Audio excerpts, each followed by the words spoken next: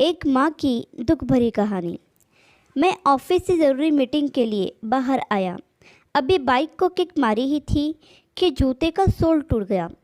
अब ऐसी कैसे मीटिंग अटेंड करता, तो लगा ढूंढने किसी जूता रिपेयर वाले को।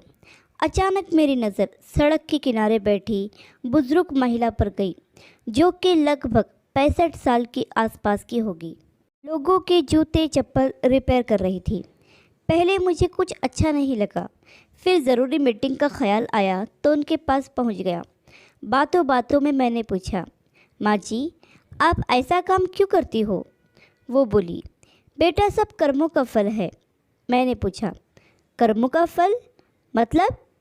वो बोली, बेटा मैं और मेरे पति शुरू से ही बेटा चाहते थे, इसलिए हमने 2 बेटियों को कोख में ही मार दिया। उसके बाद 2 बेटे हुए। बड़ी उम्मीदों से उनकी परवरिश की, पढ़ाया लिखाया, उनकी हर छोटी बड़ी इच्छाओं को पूरा किया। धूमधाम से दोनों की शादी की। बस उसके बाद दोनों बदल गए। मेरे कहने पर मेरे पति ने घर कारोबार सब कुछ दोनों के नाम कर दिया था। बहुओं ने हमसे भेदभाव करना शुरू कर दिया। कई बार लड़ाई होती, बदले में हमें भूखे सोना पड़ता। मेरे पति ये सब सहन नहीं कर पाए और चल बसे। बस बेटे बहुओं ने बार बार किसी न किसी तरह सताना जारी रखा और एक दिन घर से बाहर न जाने क्या क्या कहकर निकाल दिया। कई दिनों भूखे रहने पर एक भले आदमी ने मुझे यह मेहनत का काम सिखाया, क्योंकि मुझे भीख नहीं मांगनी थी। बस तब से ऐसा ही काम करके अपना पेट पाल रही हूँ। मैं स्तब्ध था, क्या कहूँ। खैर, मेरा जूता तब तक ठीक हो चुका था। मैंने 100 रुपये दिए तो उसने बाकी के 60 रुपये मुझे वापस देने को आगे बढ़ाए।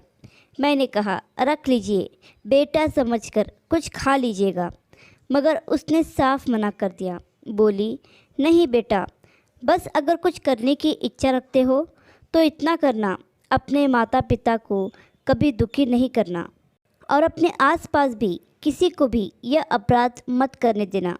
कौन जाने कब किसे कैसे ऊपर वाला उसके कर्मों का फल दे दे। आशा करती हूँ कि कहानी आपको पसंद आई होगी।